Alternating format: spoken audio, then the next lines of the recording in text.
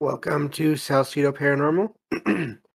It is Monday, Tuesday, if I can get my days right, February 14th, 2023. And today I'm covering, I keep on doing that. I am sharing true paranormal stories from the web. As always, you can find all the episodes of the show, along with links to social media and other ways to contact me, at the podcast page. And that is salcidoparanormal.podbean.com. That's SALSIDO paranormal.podbean.com.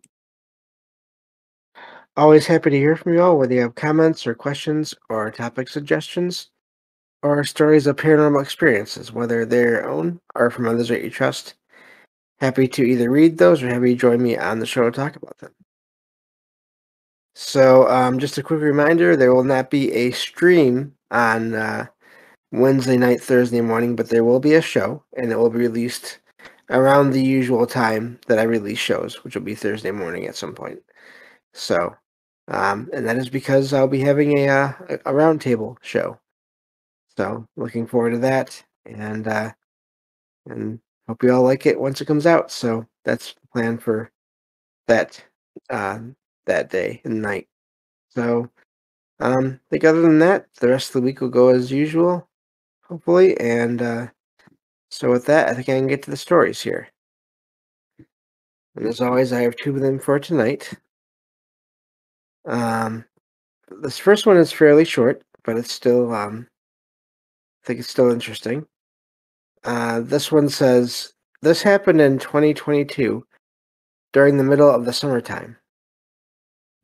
My family and I were on a trip, and we went to visit Devil's Tower during the evening. As we were leaving, we noticed someone climbing Devil's Tower, but a bright light above the right side of the tower was moving and slowly faded away. At the time, it was still pretty bright out and overcast. I wonder if they mean not overcast. The light had no strobe lights, and since it was cloudy, it couldn't have been a satellite.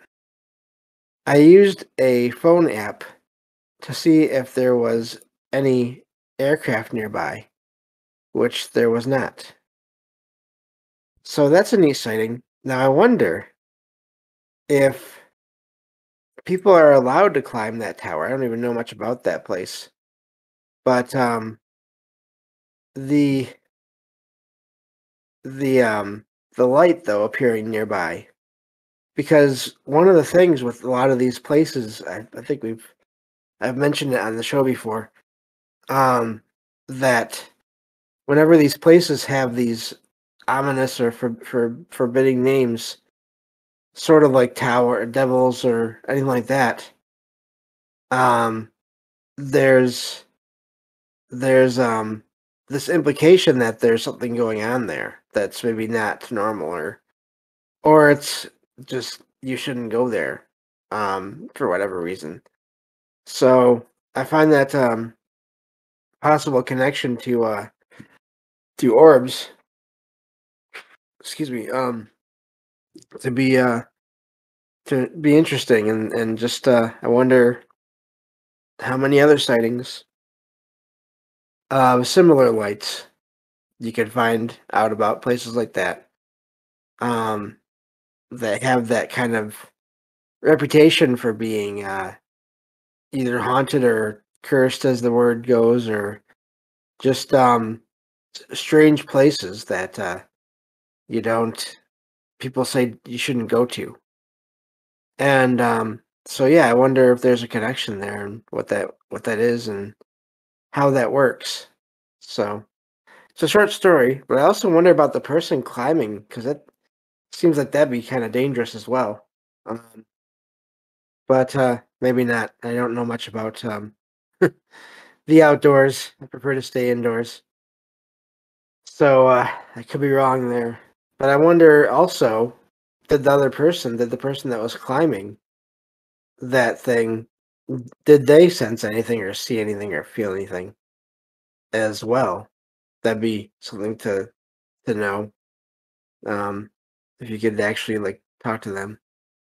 But, again, it's just one account, but, I always wonder about that with these accounts in these places that are out in the open. You just get the one account, but then you wonder how many other people in the area also had weird experiences. Um, so yeah, let me see here. Uh, Derek says, I wonder if there's some weird geological implications that bring the activity. Whatever made Devil's Tower look so bizarre might also be attracting activity. Yeah, could be. So, but yeah, I don't know. Let me see here. And telluric currents and whatnot. Yeah, yeah. I don't know, but neat little story there. Short one, but a neat account. And like I said, I wonder about that person that was climbing that. So that's the first story, and now I'll get on to the second here. This one says, at the time, my house was situated perpendicular to a wooded area. It was just a normal, lazy summer day. Summertime again. I stepped onto the porch to stretch my legs and get some fresh air. I glanced over towards the tree line and immediately noticed a black silhouette of what appeared to be a man. My eyes were deceiving me, or so I thought. 30 feet in the canopy of an old oak tree, he sat. I was perplexed. At that height, the branches couldn't bear the weight of a squirrel. He was kneeling down, one arm above his head, grasping the branch above as if to balance himself. Solid black. No defining features whatsoever. It was just a solid black mass, but no doubt it was a man. I was fixated. As I stared at him, I could tell he was staring right back at me. We stared at each other for what seemed like an eternity. Then suddenly he stood up and started running, jumping from tree to tree. Eventually, my house obstructed my view, so I gave chase, but to no avail.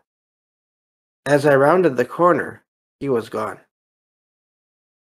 I ran to the trees, but I could see nothing except swaying branches on a calm summer afternoon. That was roughly 25 years ago, but I remember it like it was yesterday. I suppose you don't forget an experience like that.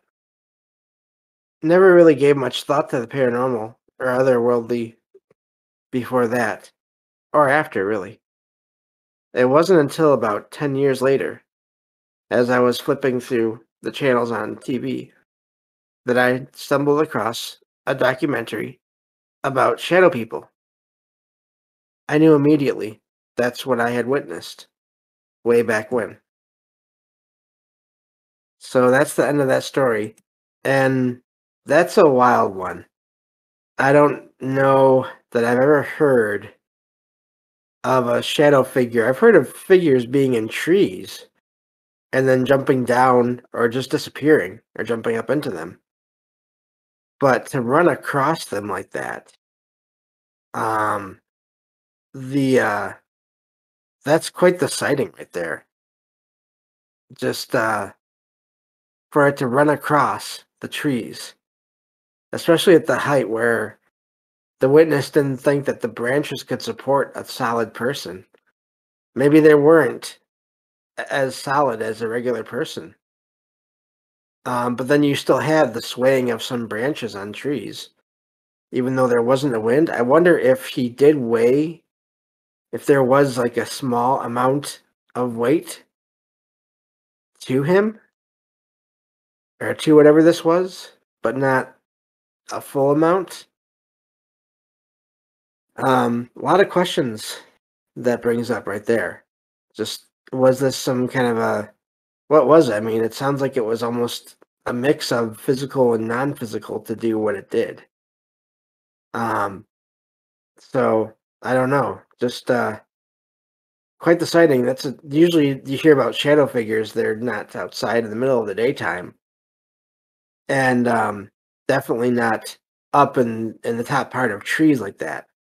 So I almost really want to know. Of course, it doesn't say in the story there, and I don't blame anyone for not saying, but I almost wonder where they're at. Yeah, maybe some kind of elemental, Derek says, or something. Maybe. Yeah, it could be. Maybe that's what some shadow figures are, or at least how they appear. So it could be just an amazing. I mean, I can't imagine seeing that. That's quite the sighting, and then to have the branches still moving as if there was something that passed through there. Um, they passed by there. So yeah, that one, that one surprised me. So, but I'm glad that this figure ran away from the witness and not towards them or didn't do anything towards them. I wonder if they were surprised that the witness could see them at all. Seems like that happens sometimes. You get these strange figures that think that no one can see them, and then they're surprised when someone does. Um, and again, I think that can come down to sensitivity, different sensitivity levels in different people, different environments. Um, just, just hard to say. Yeah. Um, Derek says, yeah, that's almost how I imagine elementals like astral animals, and animals run away a lot. Yeah. Could be some kind of I mean, maybe it appear to be humanoid, but then again, if it's just a shadow figure, some kind of shadow, maybe shadow squirrel. I was thinking of some kind of like shadow ape of some kind. That's a something that has something a shape similar to a human. Is what I was thinking about that. Um, Ape or monkey or whatever, but something that has arms and legs that can almost look like something is standing. That's funny, Derek. He says, "Yeah, I was just looking at gifs of that before you said it. That weird sync, yeah. Well, I think that, yeah. But, yeah, so I don't know what that story was, but that's quite the sighting there. And I'm glad I found it, and who knows? Maybe that's just the first. You never know. So that's all I have for today. Thank you all for being here and listening. And I'll be back tomorrow to actually cover paranormal news on the next episode of Salcedo Paranormal. Take care, everyone.